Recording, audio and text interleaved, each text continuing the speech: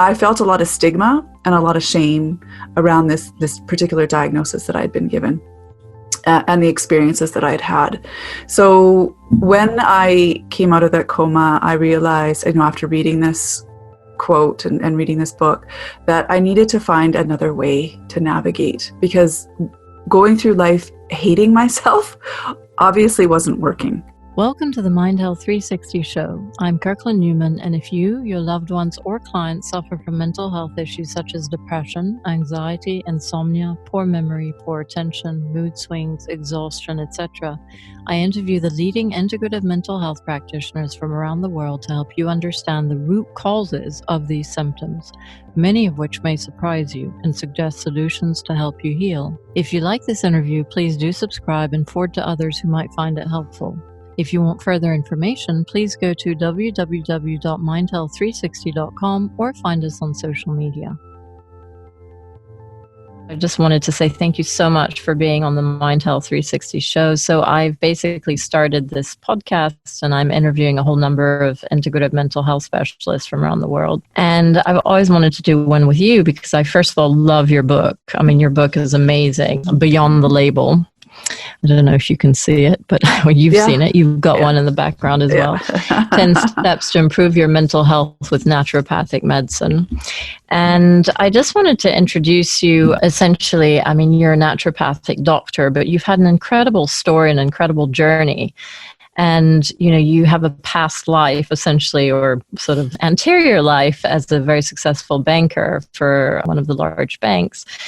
And you did very well. You had a very great corporate career. And then you completely changed in your, I think, 30s.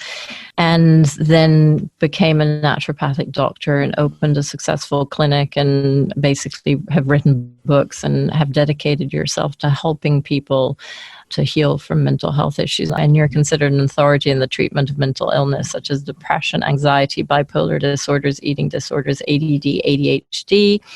What I found particularly interesting in your story was the fact that, was your journey, essentially. I mean, you were incredibly successful and incredibly hard worker and sort of type A, and seemed to just nothing could stop you. And, you graduated from the University of British Columbia with a Bachelor in Commerce with honors. You were valedictorian of your graduating class, despite struggling with bipolar disorder and eating disorders at the time. I mean, you had a few breakdowns during your final year, and yet you were still valedictorian, which is incredible. And so, you've really had quite an extraordinary journey, it seems. And to now be dedicating your life to helping people heal from mental health issues the way you're doing, using the tools that you've basically come across in your naturopathic practice and training. And so I don't know if you could tell us a little bit about that. I mean, also just to mention that book, which is really comprehensive and thorough and extraordinary. And I highly recommend it to anybody suffering from any sort of mental health issues, whether it's depression or anxiety or insomnia or bipolar or ADD or ADHD. I mean, it's a very thorough, very comprehensive look at all the factors that impact your mental health, from your biochemicals, so your hormones, your gut, your nutrition, to your psychospiritual, so things like trauma, stress, and lifestyle behavioral things like your sleep, your exercise, exposure to natural light, etc. And then you've written a couple of other books. One is Moving Beyond a Journal to Self-Discovery, and I think that's more of a journal which guides people to self-journaling, because it seems that was very helpful for you. Mm-hmm. And then The Essential Diet, Eating for Mental Health, which looks absolutely fantastic, and it's a number of recipes for your mental health.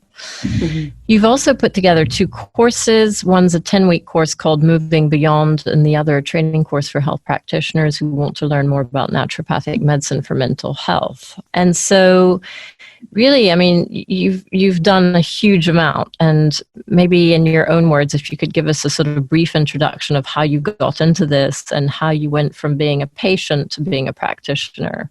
Yeah, well, thank you for that. I'm like, wow, she's really she's making me sound really good. You are really good, Christina. You're amazing. I mean, seriously, your book is incredible, and you've done so much. Well, so how I made the transition was, really after struggling for so long, it was really after a suicide attempt that I had. So that left me in a coma with kidney failure, and I was on dialysis, and I was told that I would need a kidney transplant. And I can tell you, when I came out of that coma, I wasn't happy, right? That attempt did not work. And a friend gave me a book to read by Marianne Williamson called A Return to Love. And in that book, there's a quote on surrender, which goes along these lines, that surrender is not about breaking out of anything, but it's a gentle melting into who you really are. So you let down your armor and you discover that all God needs is one sincere, surrendered moment where love matters more than anything and nothing else really matters at all. And That's so beautiful. And so the key word in there for me, well, two key words. One is surrender. The other was love. So up until that point, I had been at war with myself. I really did not like the diagnosis that I had been given. I was wearing a mask for the most part every day that, I'm okay on the outside, thank you very much, but I'm actually not doing that well on the inside. And you also have to put this in context. You have to remember that when I was diagnosed initially, this was 1987. So back then, there weren't podcasts. There was no conversation going on at all in the media about mental health. So I felt a lot of stigma and a lot of shame around this particular diagnosis that I'd been given. And the experiences that I'd had. So when I came out of that coma, I realized, after reading this quote and reading this book, that I needed to find another way to navigate, because going through life hating myself obviously wasn't working. And so that same friend that gave me the book, we ended up, she was a nutritionist, and so she was always encouraging me to see a naturopathic doctor. I came from the Western model. My family was very much Western medicine oriented only. So I eventually went to see a naturopathic doctor. That led me to a Mental Health Regained public forum where I heard a psychiatrist named Dr. Abraham Hoffer. He's kind of like the father of what we call orthomolecular medicine in Canada. And orthomolecular, for people who are listening, it's just a fancy word that means sort of the right molecules or nutrition for your biochemistry. And he believed that all diseases were related to nutritional deficiencies. So I started following his protocol, and then I had my first year where I felt free from depression and anxiety, which hadn't happened in the 15 years prior. So most of that time in the 15 years prior, from age 18 to 33, I was suffering with something for most of the time. I mean, there was some time, 70% of the time I was suffering. So then to have this year where I felt well, I realized, there's something to this. And I had a hard time finding help. So eventually I just sat with myself and asked this question: if money didn't matter, what would you be doing with your life? And that's where the journaling for me has always been very helpful. So I would journal about the answer. And the answer that always came up for me was to go back and study orthomolecular medicine, naturopathic medicine. So eventually I got the courage to do so. So here I am. Basically. That's amazing. Well done, because it takes a lot of courage to make that transition, especially if you're in a sort of high-powered established job that pays the rent really well, and that's not easy. And one of the things that I wanted to unpack, because that is looked at in functional medicine psychiatry or in integrative mental health or in naturopathy. And I was interested in reading about the 6 principles of naturopathic doctors, which you put forward in your book. And it's so aligned with integrative mental health or functional medicine psychiatry. And, the 6 principles, just to name them, are treat the causes rather than eliminating the symptoms. to, you know, do no harm, so stimulate the body to heal rather than cause side effects, which often pharmacological treatments do. 3, treat the whole person, so physical, spiritual, mental, emotional, and genetic, which is essentially personalized medicine, which is, I think, the way of the future, and you probably agree with that, is that we have to treat sort of, you know, from person to person according to their physical, spiritual, mental, and genetic and physical predispositions. View yourself as a teacher, so you educate and encourage patients to take responsibility for their health, and essentially you become like their partner in a team, and that's an amazing new approach, I think. 5, use the healing power of nature, and 6, engage in prevention, so it's very much about prevention rather than cure. And I thought these were really 6 beautiful approaches and really summarized nicely naturopathic medicine in relation to really any sort of illness, but especially mental illness. And there it really rejoins functional medicine and integrative mental health. And would you say that the 3 systems, so naturopathy, functional medicine, and integrative health, what would you say are the differences, if there are any, or if you see that there are any? Yeah, I think maybe the biggest difference is in naturopathic medicine is looking at that mind, body, spirit approach. And so really with that emphasis on the spiritual side. I don't see that as much in the functional or integrative approach. They may talk to it, but I don't actually see how that's applied. So I think that's one of the biggest differences.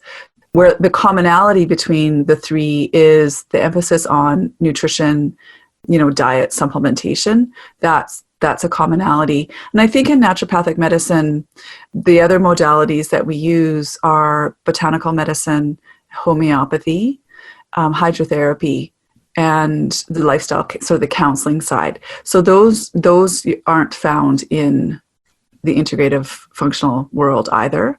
They're not leaning into homeopathy. They're not using hydrotherapy. So those are some different modalities that we have under, you know, that we study. Yeah. So that makes sense. Okay. But a lot of sort of rejoining, certainly more similar than you are to mainstream medicine, I think. And then the other thing that was fascinating to me, if we're getting more to the nuts and bolts of how to treat mental health, is, you know, you talk about 3 macro systems for mental health. So 1 being neurotransmitters, 2 the neuroendocrine or hormonal system, and 3 the organs of detoxification, and how it's really important to support these. And what I always find extraordinary is that, you know, as I said, you go and see a psychiatrist and they'll often prescribe an antidepressant or give you some talk therapy, but, you know, they won't do a test to see, you know, what's the level of your neurotransmitters or what are your hormones doing. I mean, I had postpartum depression and, you know, nobody ever tested my hormones. They didn't look at any of my hormones, my adrenals, my thyroid, none of that. And yet I had a real hormonal imbalance, it turned out. And so I think it's really important to look at that system, those systems, and then obviously the organs of detoxification, and to support these. And you talk about, you know, the foundations of health being diet, sleep, exercise, stress management, to support these 3 areas, these 3 sort of macro systems. So if you talk us through, if somebody comes to see you, and obviously at the moment there's a lot of, I mean, mental health is an epidemic in our societies, you know, there's an increasing problem with mental health. And I think this whole COVID thing has really brought out to the fore a lot of mental health issues, a lot of anxiety. And I think that could continue because there's a lot of uncertainty, there's a lot of economic hardship. And I think more than ever, people need support in their mental health. And so if somebody comes to you and says, look, I'm really anxious, I'm depressed, can you talk us through what would you address first? Well, so first I'll just back it up one step. So first I just explained that there's 4 aspects to all of us: the physical, the mental, the emotional, and the spiritual, right? And as you're saying, Western medicine is focused primarily on that physical level only. And what they use is pharmacological psychotropic medication to manage that. And I forgot to mention earlier when I said, when I was mentioning to you that I went to see Dr. Hoffer way back, I was on 5 psychotropic medications at that time. So wow. I find that one of my pet peeves is we study medications in isolation and we'll do, random placebo-controlled double-blind trials, but we don't study polypharmacy. And in the field, that's how it's implemented, is in a polypharmacy format. So that's just a little aside, pet peeve of mine. But I think it's a really good point. And, I read this really interesting book called No More Dirty Looks, and it was all about the cosmetics industry and how basically, part of the problem is it's the same with skincare products. They only study their safety in isolation, never in conjunction. So they don't look at the fact that you're using shampoo and deodorant and body cream and mouthwash and all together. Cumulative effect. Right. And cumulative effect, one, and also the interaction between all these different chemicals. They never study that. Yeah. Yeah, it's interesting, hey? So physical, mental, emotional, spiritual. And on that physical level, basically we want to understand that there is those 3 macro systems. And this is, again, a frustration. A classic case is your situation with postpartum depression. I would not start you on neurotransmitter support. It's clearly the hormonal situation. And you can testing. This is where testing is helpful, just to verify. But just understanding, taking that person's case, I mean, it makes sense that postpartum, what's happening, right? Hormones are changing. So that's an emphasis. So it's always about taking the patient's case and figuring out what the root cause is. So that's what helps me figure out which macro system am I going to support. And in some cases, it is all 3. I know in my case, it was all 3 macro systems that needed support. But I find that so where I start with that is then putting in the nutritional building blocks to help, and then looking at sleep and exercise, and obviously the diet piece. What are we eating? I mean, this was really interesting for me. I felt better taking the supplements that Dr. Hoffer had prescribed. However, when I went to naturopathic school in second year nutrition, we had to analyze our diets, and I had an eating disorder, which we didn't really get into, but I had an eating disorder and I was a vegetarian. But I wasn't eating a lot of vegetables in my vegetarian diet. I was mostly mostly carbs. And when I did this nutritional analysis, the only essential amino acid I was deficient in was tryptophan. And tryptophan is a precursor to forming serotonin. So from a root cause, I didn't actually have the nutritional building blocks to make serotonin because I wasn't getting that tryptophan. The only reason I got better was because Dr. Hoffer filled in the holes using supplements. But I really want to emphasize that's not, if I had gone off those supplements, I probably would have fell back into a depressive state, right? He was propping me up. But from a root cause, we have to look at what people are eating. So important. So I don't want to sort of gloss over that. I think that's really important. Another really interesting thing is, and this is quite controversial, and I mean, frankly, I wish I could become a vegetarian because from a moral perspective, I'd much rather be a vegetarian. But I know that for my mental health, I need to eat meat.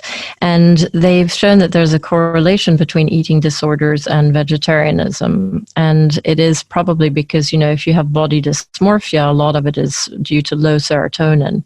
And so a lot of young girls who choose to become vegetarian or vegan, and I don't want to sound in any way sexist or condescending. I'm sure there are boys who do this as well, but there's a sort of trend in young women to choose to become vegetarians, and they then have a real lack of these amino acids, especially tryptophan, that come from protein, and that then sort of cause low serotonin and then cause body dysmorphia, which then can lead to eating disorders. So I think that's a really interesting case.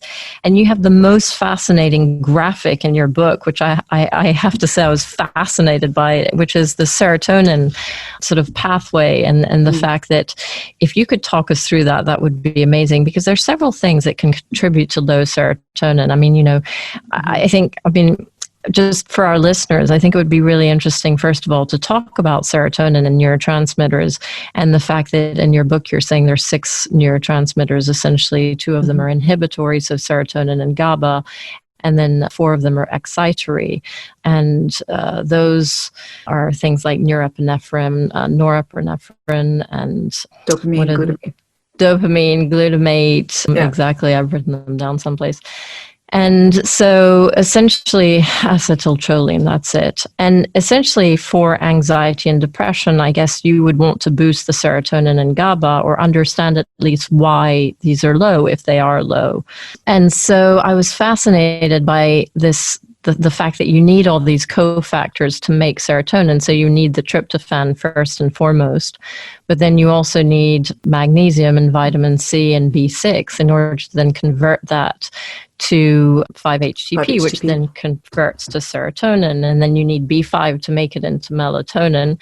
And if you're stressed or you're having an immune system response or an infection, instead of going to the 5-HTP, it then goes to quinolinic acid, which is a neurotoxin and which can cause depressive symptoms. Now, I don't know if I got that right, but yeah, you did totally.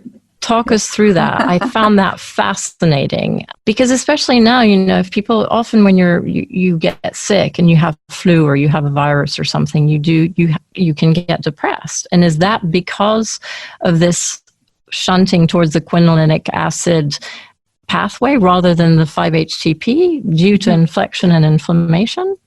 Yeah, I think, well, there's so many factors. There's so many things going on in the body at once, but this could be one piece of the puzzle for sure.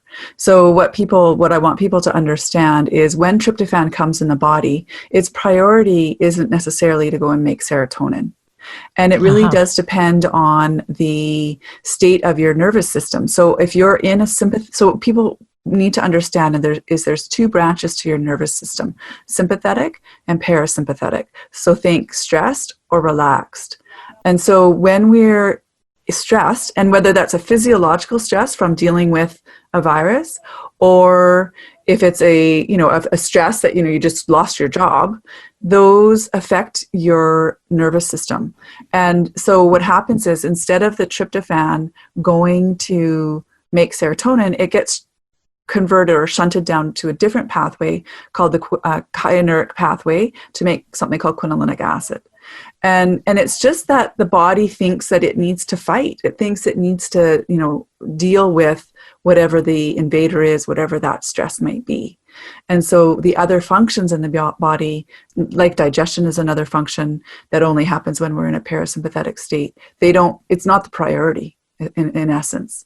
So from, again, coming back to that idea of the root cause, we have to look at, well, what is stressing this organism, so to speak? What is this person going through?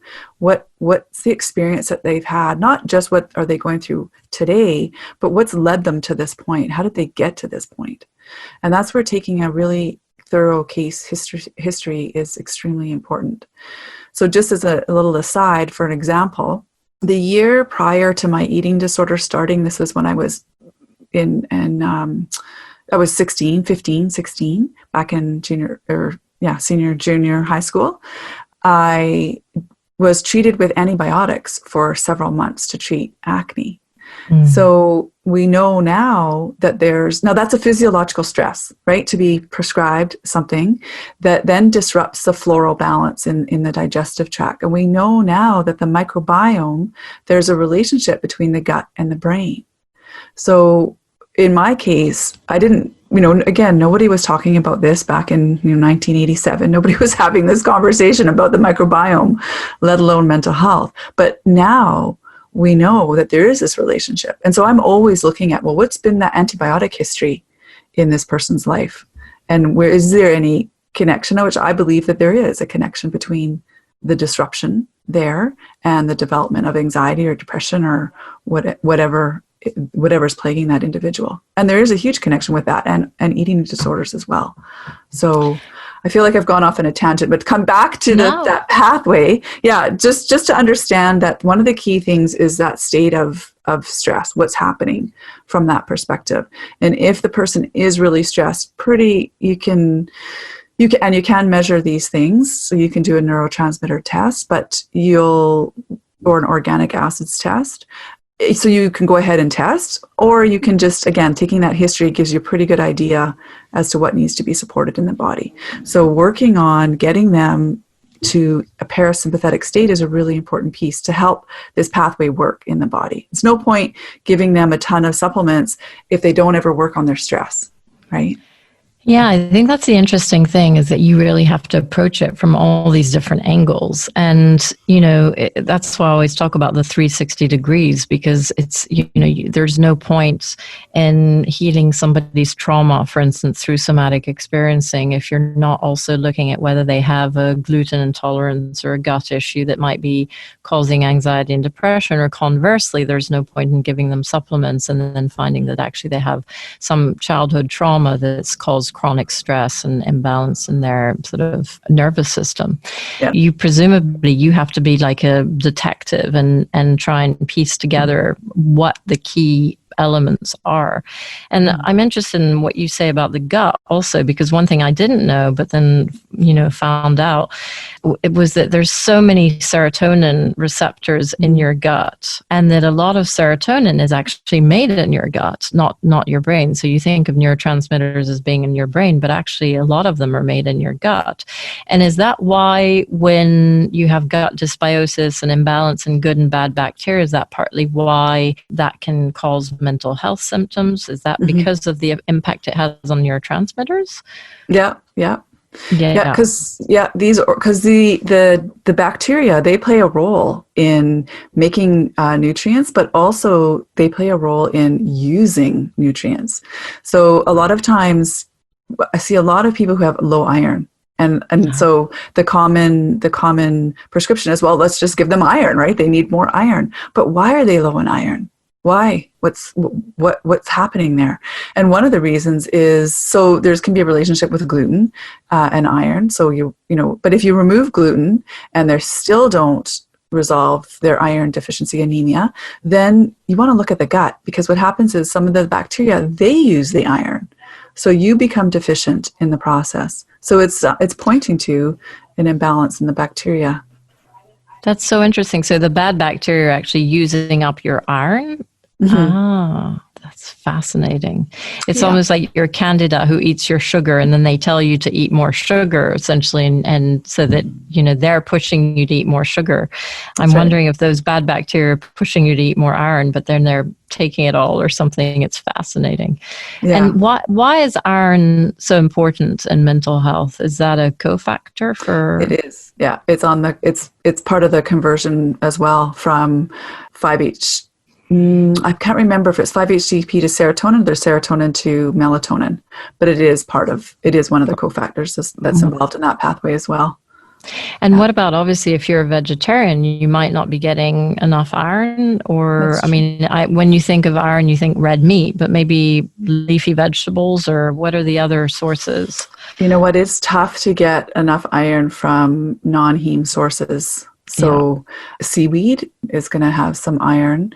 Sesame seeds have some iron, but it's really hard. We need about 30 milligrams per day. It's really challenging to get that level from just, from non-heme sources. Non-heme sources. Yeah. Okay, so then if we go back to, say somebody comes to see you and they say, I've got this terrible anxiety, what should I do? You then take a sort of, you've already taken a full history, and you've looked at their antibiotics, you've looked at their diet, you've looked at sort of any childhood trauma or things that might be going on. What are sort of your next steps in terms of, how you treat this person and what you suggest and how you approach, getting them better? Yeah. So then the next areas that I look at, so that foundation is really the diet, sleep, the exercise, the managing stress piece. And then after that, what I look at is I'm really wanting to teach people how to manage their mind so they're not at the mercy of it. And so there's this process that I go through to help manage their thoughts. So I find, especially with anxiety, is people are living in the future or the past, but usually they're in the future worried about something that's going to happen. And right now it's kind of a key with what's happening with the COVID situation, because most people are worrying about the future. And what we really have to understand is there's 3 places we can be living in our mind: past, the present, or the future. But what exists of those 3? What's the only one that exists? It's the present moment, right? So so what we want to understand here is our thoughts create neuropeptides. And then those neuropeptides affect the hormones that get produced. And then that in turn affects how you feel. So this is the research and the work of Candace Pert in her book, Molecules of Emotion. So she coined the term psychoneuroimmunology, which is just a fancy word that means your thoughts affect how you feel. And she was working more in the context of your immune system, actually, that your thoughts can affect the function of your immune system, which is really interesting. So the way I want people to understand, coming back to what I was saying earlier about the two branches to your nervous system, if we're thinking about things in a state of worry or anxiousness, then we're in a stressed state. And then as we talked about, well, then you're not going to get potentially not going to get to serotonin. You're going to be producing more cortisol. That's going to affect, right, how you feel. And you're going to feel more stressed and more anxious. So we have to calm that nervous system. And so the approach I take is, it's called the 4 R's. I upgraded it to the 7 R's just because I'm a recovering overachiever, but I'll just keep it simple with the first, just starting with the 4, right? Which is basically you want to recognize what you're thinking. And is that serving you? And also, where are you in terms of your thoughts? Are you in the present moment, or are you in the past, or are you in the future? And if you're anywhere but the present moment, then we need to get you here right now. And then so recognize, so refrain from following the thoughts any further if they're in the past or the future. And then we want to relax into the breath.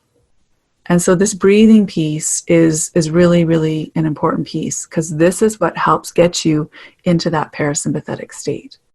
And most people are just breathing with the top little bits of their lungs, but your lungs go all the way down to the bottom of your rib cage. And your diaphragm comes across. And when you take a proper diaphragmatic breath and you inhale really deeply, that diaphragm pulls down. And what's sitting right on top of your kidneys, underneath your diaphragm, is your adrenal glands. And it's your adrenal glands that are freaking out, right, with those thoughts often that we're thinking. So you're physiologically designed to calm yourself down. The problem is nobody's taking the time to do so. So engaging that diaphragm, taking that full diaphragmatic breath. And what I have people do is I have them place the right hand on the belly button and the left hand on the heart. And this is connecting to chakra points in the body, but it's also so that you can feel that breath moving in and out of your body. And then I have them look at something in nature, and you take a couple deep breaths, and then you come back. And then you affirm whatever you were thinking. So if it's, okay, I'm concerned about getting COVID-19, then instead of that thought, think of a thought that is going to be in service of you, that's going to be in support of you. So you would say, my immune system is healthy and strong, and I am not going to get COVID-19. That would be a thought that would serve you better than the other. Absolutely. And then, right? And then you just, this is a constant practice for me, because that's where I started, right? I started with on the physical level, nutrition, diet, right? Supplements, exercising, I guess eventually learning, managing my stress. I was a big writing, journaling. I did a lot of journaling. I did CBT, but then eventually I kept bumping up against my thoughts, and I found CBT quite laborious and cumbersome. Whereas I find this is quite easy, right? I'm just checking in. Okay, where am I living? Past, present, or future? What am I thinking? Is it serving me or sabotaging me? Is it hurting me or is it helping me? If it's not, okay, I'm going to do the breathing, and then I'm going to think about what is it that I want to have happen here. And I'm just going to focus on that. Yeah. That's amazing. I mean, I think that's super helpful. And there's so many of these spiritual practices that say, you have to come back to the present. But I think part of the problem is incorporating that discipline into your daily life. And I think you've put it really nicely, and it's a very user-friendly way of doing it. And I just had two questions. The first one is, in your book, you mentioned that diaphragmatic breathing massages your adrenals and actually has a sort of physiological effect on your adrenals. And I was curious about that. I mean, so is that part of, because I always thought of breathing in terms of CO2 versus O2 and the chemical balance, which then lowers your heartbeat. And that's how it works to calm you down. It had never occurred to me that it could actually physically massage your adrenals. So I was curious about that. I mean, is that true? I mean, does that actually happen? Like, diaphragmatic breathing actually massages your adrenals and helps regulate them? So actually, and what I didn't say in the book is, so first of all, when we're inhaling through the nose, so if we were to intersect sort of, straight through the top of, like, do a plane straight down through the top of my head, and then intersection straight through horizontally as well, so where those two would intersect, that's called the sella turcica, and that holds the hypothalamus and pituitary, and that's the master gland that regulates actually all the like the thyroid, the adrenals, the ovaries. And so when we breathe in through our nose, that actually creates a bit of a wind turbine, so to speak, to sort of touch that sella turcica, which is super interesting. I didn't learn that until after I had written the book. And then on the other end, or down where the diaphragm is that if it's pulled down far enough, that's right underneath where the adrenal glands are. So yeah, they can be tapped. I mean, massage is probably a little bit of a stretch for sure, right? It's not like, you're getting a massage, but it's just touching, right? It can touch, and that tapping can be calming to that, right? To those organs. That's fascinating. And then the other interesting thing, I always had this debate with myself and with other people, is it your thoughts that create your feelings? And that seems to be what you imply in your book very much, that your thoughts create your feelings. Whereas, I've been looking into the work of sort of Stephen Porges, the polyvagal theory, and Bessel van der Kolk, the body keeps the score. And I've been very interested by the fact that there seems to be the sense that your underlying physiology, you have this sort of this physiological state of nervousness or anxiety that then it's almost like a skillet, and then your thoughts are like popcorn on that skillet. And so because the skillet is hot, and then you have these corn kernels, which are like the popcorn on that skillet, and then they pop. And so you have these anxious thoughts because your physiology is dysregulated. And so it's a slightly different approach. And I've always been interested, like, and I'm sure it's a bit of both, but I've always believed that, well, your thoughts create your feelings, and then that impacts your physiology, not the other way around. But in fact, I guess in some cases, or maybe a mix of all, we carry around this physiology, which carries our cellular memory from time, the time that we were in the womb and carried forward. So we have this physiology which houses our nervous system. And then that can sometimes lead to this sort of undiagnosed generalized anxiety that then we think, okay, well, I'm not feeling physiologically, I'm feeling anxious. Therefore, you start to attribute thoughts so that you don't think that you're crazy. You think, okay, well, that's what's bothering me, or that's what's bothering me. So I don't know if you have a view on that. I just thought that was interesting in light of what you were saying. Yeah. I actually haven't read When the Body Keeps Score. I haven't read that. It's on my list. So I think that it can be either or in my viewpoint. I feel like I think we have to look at both. So I don't necessarily think it's one or the other, like it's this side, the emotions and the feelings versus the thoughts. I think it's all together, and it's both that we have to look at. So I have in my book this diagram where it's, the T for thought, pointing to an arrow to the emotion, pointing to the arrow to the thought, pointing to another arrow, the emotion, and back to that thought, like a circle. Yeah. But there's no start or there's no end, true. Right? Yeah. So it can enter either point. So you could just be feeling just be feeling anxious. And so for me, I'm always wanting to check in, well, is there a thought behind that? Is there a thought behind that? And if there isn't, then it's just about staying present with that emotion and that feeling, and not suppressing it, not willing it away. I mean, this is what we often are doing with depression and anxiety, right? We're getting people, and I'm guilty of this too as a clinician. Whenever somebody comes to see us, what are we trying to do? We're trying to get them out of that state. We're trying to fix them. Trying to fix them, exactly. Instead of encouraging them to actually be with what it is that they're feeling and allowing that emotion to actually be fully expressed and staying with the emotion. But there's a quote in Jill Bolte Taylor's book. She wrote My Stroke of Insight. And she said that emotions themselves are generally going to live for about 2 minutes.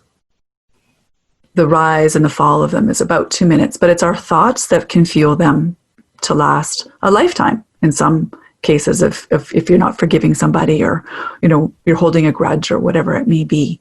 But the emotions themselves don't hold a lot of, well, they'll hold a lot of charge if we suppress them, right? But they're just an energetic flow that we want to allow to pass through us, not to be stuffed within us, if that's making sense. It totally makes sense. And so basically by becoming aware of your thoughts, I love this expression, you've got to feel it to heal it. And I think that's true. I mean, by becoming aware and by feeling that feeling, you then allow it to heal and to pass through rather than holding on to it. I think that makes total sense. Yeah. I think now the other thought that I had also was returning to the serotonin discussion and the serotonin pathway. One of the other things that you'd mentioned was, okay, you can either be deficient in terms of the cofactors creating the serotonin, or the receptors, serotonin receptors can be blocked because of toxic molecules, so endocrine disruptors, heavy metals, etc. And you made a really interesting point, which I hadn't realized, which is that we're now in the 4th generation of people exposed to toxic chemicals from before conception through to adulthood. And that's really interesting. And I know that there's been an absolutely exponential increase in the amount of chemicals that we're exposed to. But the fact that we're the 4th generation, I find that quite interesting, because it means that the cumulative effect, which we've carried from, I mean, I know that we inherit our mother's microbiome to an extent, and we probably inherit a lot of toxic chemicals from in her womb, etc. But I'm fascinated by the fact that the chemicals in our environment can actually block the receptors, so that even if we have enough serotonin, even if we're manufacturing enough serotonin, it can't then get into our system. It can't get it to the right receptors. So what we really want people to understand is there are a lot of chemicals in the environment, and there was a study that was done on umbilical cord blood, and they compared that to umbilical cord blood. I can't remember from when. But anyways, it had a huge increase in the amount of toxins and chemicals that were found in umbilical cord blood, which is, for me, I did a year-long detoxification process before I conceived. And so anyone who's listening, if you're wanting to have children, it's really important to do that preconception. Not many people are talking about what to do prior to conception. We're all focused on when we conceive, but not the laying that foundation of your body before you conceive. But anyways, that's a tangent that I've just gone on. And sorry. But it's interesting. It's really important. It's important. Well, yeah, because why are the rates of some of these childhood mental health concerns rising, right? Completely. And so environmental medicine is, I think, a medicine, the way of the future. And so whenever somebody is taking an antidepressant, they've been prescribed an antidepressant by their psychiatrist, but they're just not getting better. And then often the psychiatrist will add another antidepressant, and it still doesn't help. So that points to one of two things to me. It either points that we're dealing with the wrong macro system, so we need to be looking at the hormones, or we need to be looking at this person's level of toxicity, because dumping more neurotransmitter into them isn't helping them get better when theoretically it should. So that to me points to this idea that, well, perhaps there's something from the environment that's blocking the receptor. So it's like a bouncer blocking the door. There's no way it's going to get in there until you remove that from the environment of the organism. So that's where I'll do heavy metal testing, or you can do testing for, like, there's an environmental panel that you can do that will look at levels of solvents and phthalates and parabens, I believe. So I don't often run that test because it's quite expensive for patients, but I often do the heavy metal testing. And I can tell you there actually hasn't been one person that I've tested in heavy metals that hasn't come back with high levels of something that needs to be dealt with. And that's tricky. And then what do you do about that? I mean, how do you then clean that up? And do you find that once you clean that up, that really improves? I mean, is it sort of a silver bullet type thing, or at least part of it?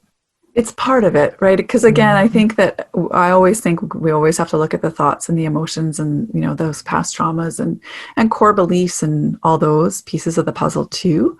But for sure, so you always want to start with working with, so the organs of detoxification are your liver, kidneys, colon, lungs, and your skin, and your lymphatic system.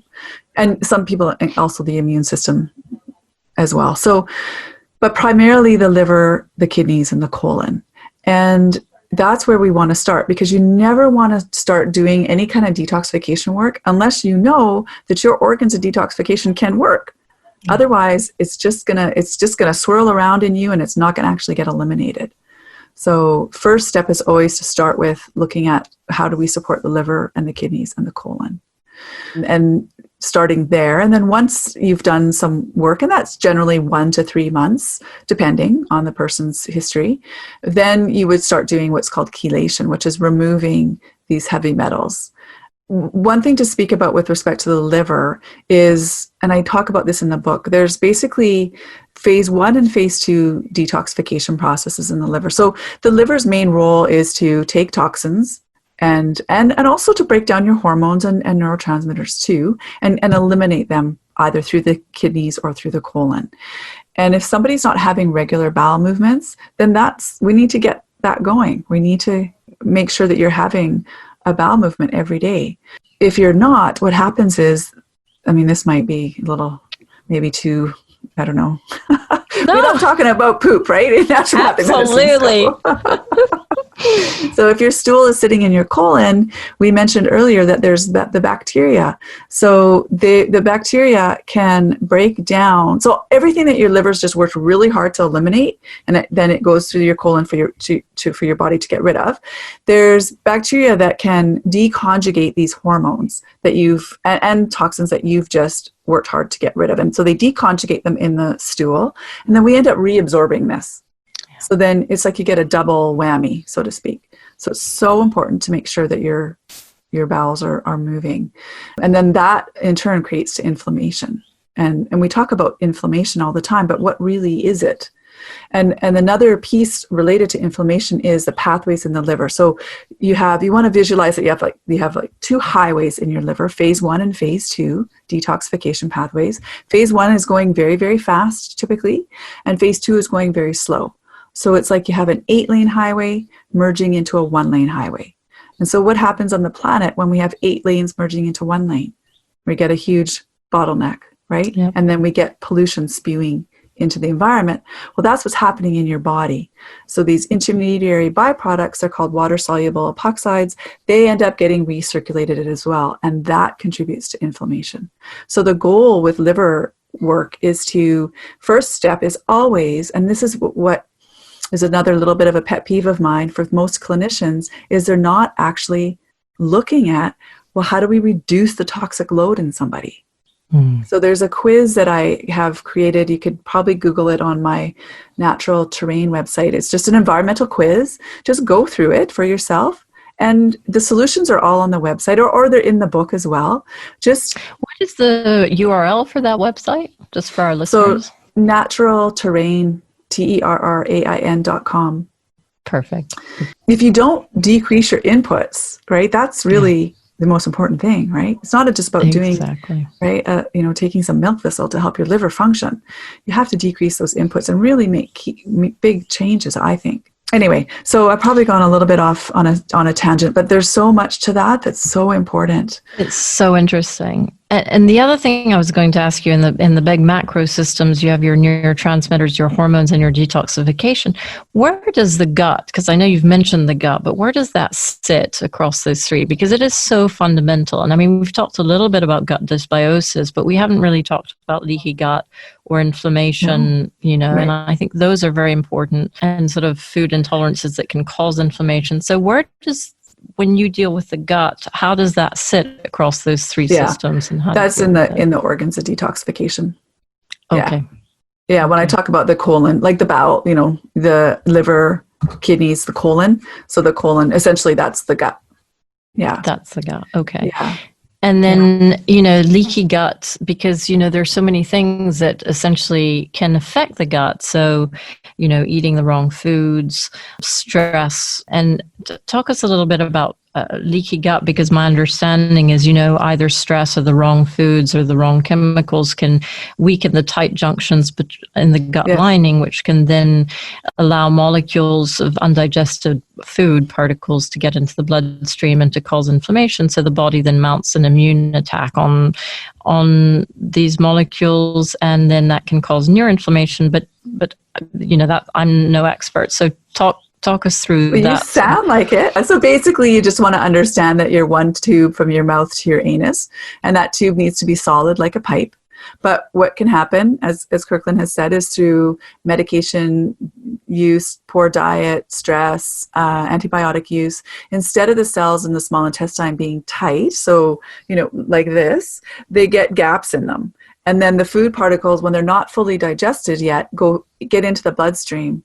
And then your immune system mounts a response. And then that creates this inflammatory kind of reaction and cascade in the body.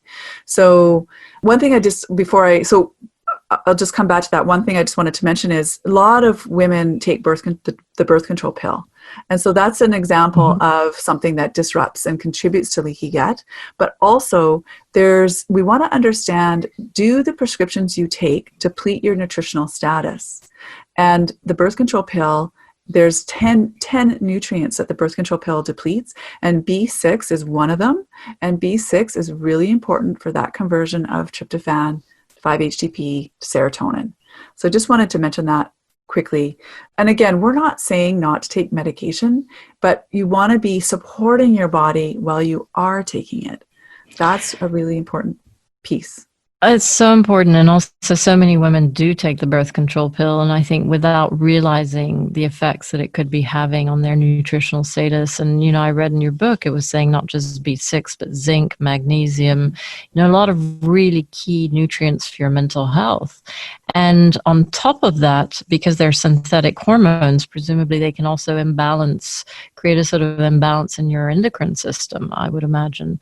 Yeah. And, hormones are so important in mental health. And, I often wonder if that's why 4 times more women suffer from depression and anxiety than men. Is it because we're more susceptible to hormonal imbalances? I don't know. But I mean, I would suspect that there's something to that. Yeah, for sure. Yeah, so I think that's a really good point. And I think too, what people need to understand, that when you're taking the birth control pill, it's not giving you, it's basically suppressing your system. And that's what people need to understand. But so coming back to leaky gut, the way you want to treat that is we talk about a 5R approach. So the first R is you want to remove the foods that you're intolerant to. So you can either do an elimination diet, and with that you eliminate most of the foods that are considered inflammatory, and then you can reintroduce, and then you pay attention to how you're feeling. Or you can do food intolerance testing. And that also will tell you which foods you're reacting, your immune system is mounting a response to. So remove the foods, and then you want to repair the GI tract. So you're wanting to heal those gaps, those junctions, and to sort of bring that to a close. You don't want to have the gaps happening. Then you want to re-inoculate the bowel with good bacteria. So this is coming back to the idea of the gut microbiome and making sure you have the beneficial bacteria there. That's part of that process. Then you want to treat the liver as well. This is also a piece of the puzzle. And then you reintroduce the foods. So when I did this, I was intolerant to wheat, dairy, sugar, eggs. I think chocolate came on there.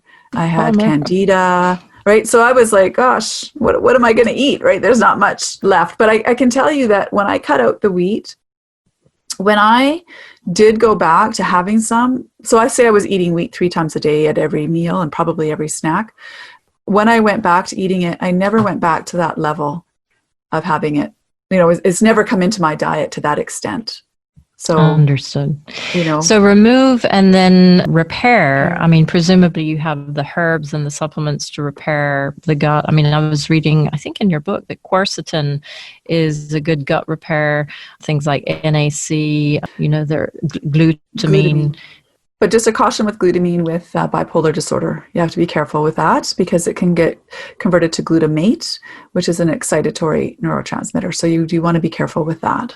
I presume things like fermented foods, probiotics. I mean, all this is in your book, and presumably you have lists. I mean, there are lists of things that you can take, sort of the types of foods that are healing for your gut and that help. But is there anything else that you would add to that list? Usually it's just definitely the fermented foods. So having, and getting that variety in. So like miso and kimchi and kombucha and kefir and sauerkraut. I'm just trying to think what else. Those are the 5 ones that I usually suggest for people. Yeah. So just 2 more questions, because I know you've already given a ton of your time. But the first one is, taking the whole picture together and looking at everything, would you say that all these pieces are as important as the other, and you have to address them all? So the spiritual, the mental, the emotional. And you have some fantastic chapters in your book on dealing with the emotional, your thoughts, your spirituality, your sense of purpose, and these are really important. So would you say that these are all as important? And then my final question was going to be about bipolar, because, bipolar is quite specific in terms of mental health. And certainly my website, I sort of give advice on common mental health disorders, so depression, anxiety, insomnia. I don't really deal with bipolar or schizophrenia or any of the bigger issues. But from a naturopathic perspective, it seems to me that you've had huge success dealing with your bipolar in a naturopathic way. And so if you could talk a little bit about that, and what were your sort of key ways of coping with that, and would you feel confident treating people with bipolar from a purely naturopathic perspective? Mm-hmm. Okay. So the first question in terms of, I get that asked, I get asked that all the time is, which of the 10 steps is sort of the most important? And, I kind of think they're all important. But ultimately we have to start with where the person's at. And if somebody is so closed-minded to talking about spirituality, well, then that's going to be a no-go, right? So, I'm never going to force somebody to explore something that they're not interested in exploring. So you always have to meet the person where they're at. But for me, the foundation is really cleaning up the diet, looking at the gut and then supporting the liver and the colon, right? Getting those foundation pieces in place, making sure they're sleeping, and the movement piece. I mean, with the exercise, we talk about, they say, I think this is Dr. Greenblatt that may have said this, that pharmaceutical medications are the most overutilized prescription for depression and anxiety, and exercise is the most underutilized prescription. So I know that's difficult for people when you're not feeling well. I totally get it. Believe me, I have been there, but I can tell you that when I have made that effort, and sometimes it's taken me 10 hours, like that's all I've accomplished in a day, is moving from the bed to the door, getting dressed and gone out for a run or a walk or whatever, bike ride, I've never come back feeling worse than when I went out.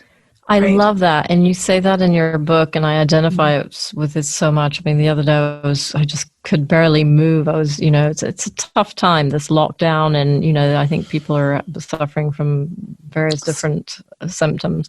Yeah. And I just went running, and I felt a million times better. But the effort that it took to go running, and I think that night I read the chapter in your book, and it described this time where it took you hours to actually get your socks and your shoes on and get out the door. And it was so gratifying to me to hear that. As you said, you've never felt worse when you came back. Yeah. Mm-hmm. So that's really important. So keep that in mind, if you're listening and you're struggling, it's just, if that's the only thing you can get done in a day, that's okay, right? That's a huge, huge accomplishment. And we we don't acknowledge that enough.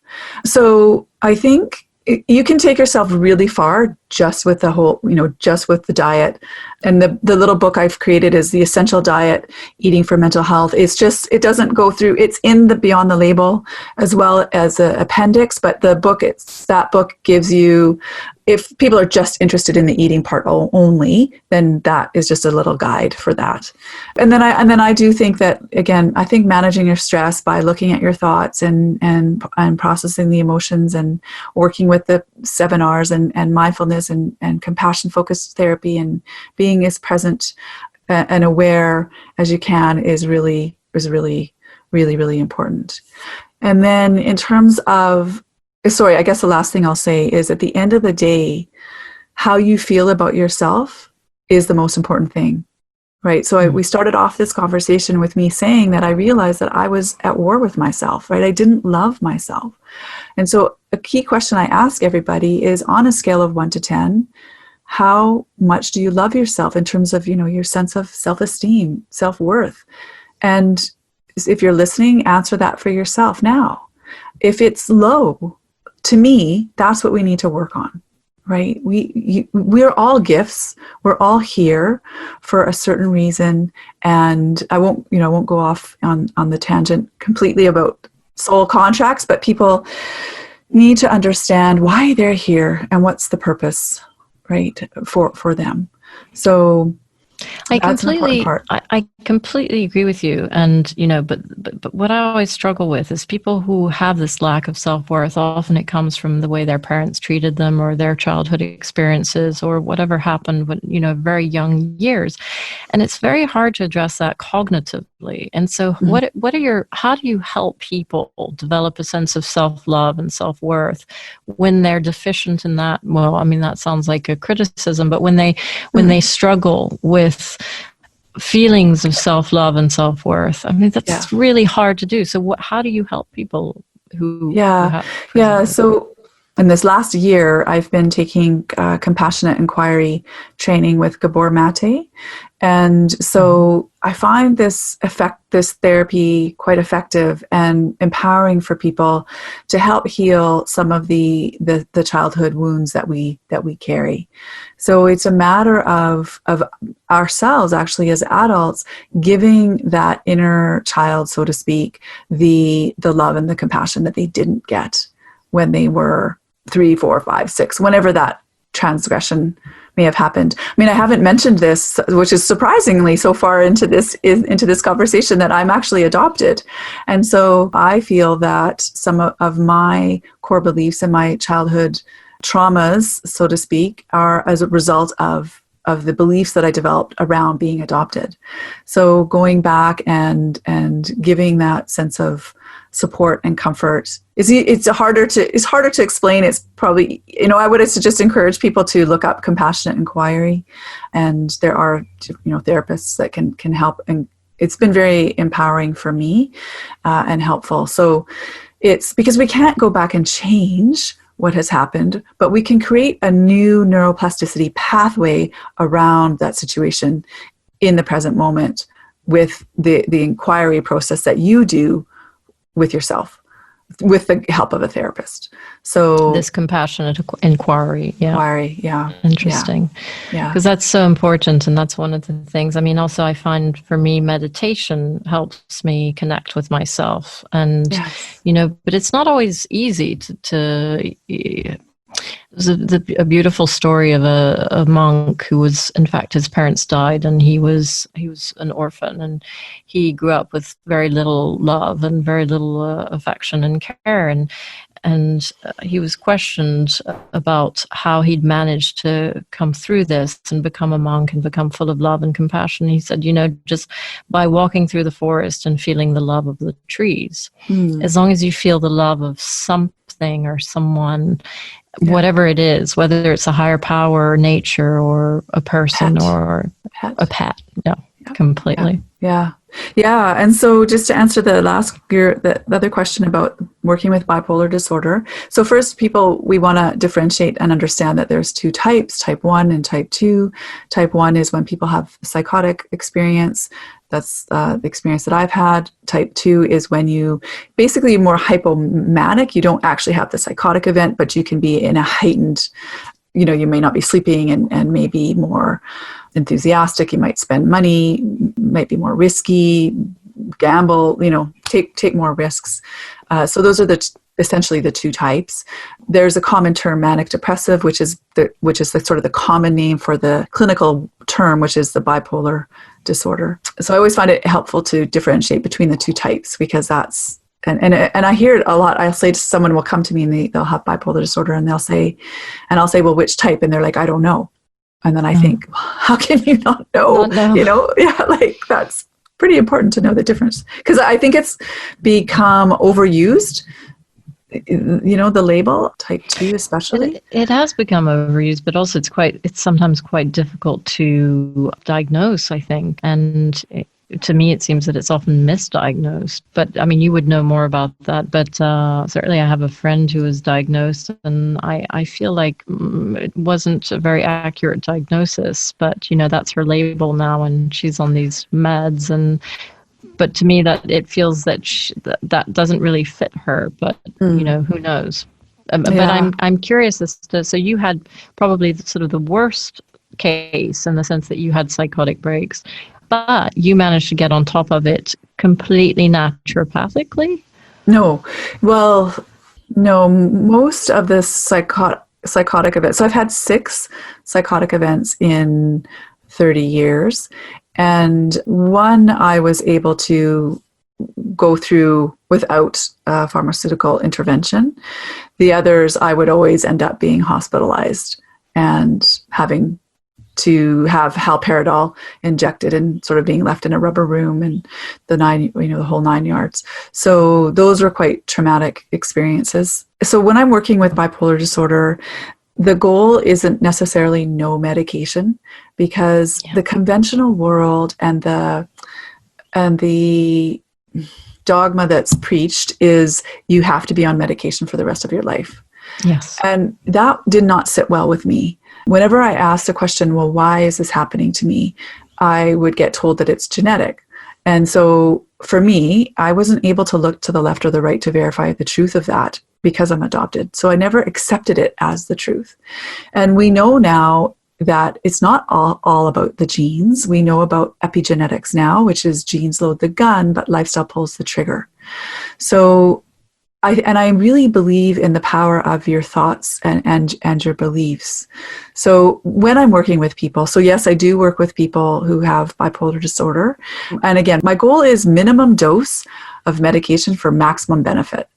So most patients are, like we talked about earlier, under polypharmacy, right? Most people are, especially with bipolar disorder, they're taking at least 3 medications, if not 4. And I find that frustrating. I really think that that's a little bit of we know that we can help with the sleep naturally. There's so many things that we can take to support sleep instead of taking, say, Zopiclone. We know that we can help with the anxiety piece instead of having people on benzodiazepines. So that's where I work and trying to help people manage some of the medication pieces naturally. But I don't always work to get them off of mood stabilizers, just because I want them to be symptom-free for at least 2 or 3 years. Yeah, the mood stabilizers. And then once they're symptom-free after 2 or 3 years, you might consider tapering the mood stabilizers and seeing if you do it. And I'm just really cautious with that. But at the end of the day, the person's going to do what they're going to do. I know for myself, this whole dance with medication is a difficult one. So I currently do take a very small, more like a microdose of lithium, but not, at one time I was taking 1,500 milligrams. So now nowhere near that extent. So the interesting thing also about lithium I've heard is that it's one of the very few, in fact, probably the only neuroregenerative drugs that you can take. So it actually regenerates your neurons and your neural pathways rather than depletes them like other Right. psychotropic medication. I mean, so it sounds to me as if it could actually be a good thing, but it's protective, actually. It's Yeah. neuroprotective. And actually, it is actually, and it's a mineral. So it's a natural substance. I think it's as natural as you can get in the pharmaceutical world. So I know that it has a bit of a bad rap, but it shouldn't. That's misplaced, and it's actually really effective for treatment-resistant depression as well. That's a really helpful mineral, and that's where the heavy metal testing and the essential mineral testing is helpful as well to see. My husband prescribes. He uses lithium orotate. Mm-hmm. Often in children with aggression and autism, ADHD, and he's getting amazing results with Interesting. that. Mm-hmm. It's funny, James Greenblatt, I know Dr. Greenblatt is a big fan of lithium and prescribing that for various different, and he's had great results with it. That's fantastic. I just had one more question before we end up, and that was just, you mentioned Candace Pert, her work, The Molecules of Emotion, and how your thoughts create neuropeptides, and you were talking about psychoimmunology, and I was just interested, given this whole COVID thing and the fact that, we really need to boost our immune systems at the moment, how, so our thoughts can impact our immune system. Can you elaborate on that a little bit so that you can because I think it'll become so important to really be masters of our immune systems going forward and really boost our immune systems. And I know that stress can deplete your immune system, so cortisol can hamper your immune system. But is there something in this neuropeptides and from your thoughts impacting your immune system in other ways?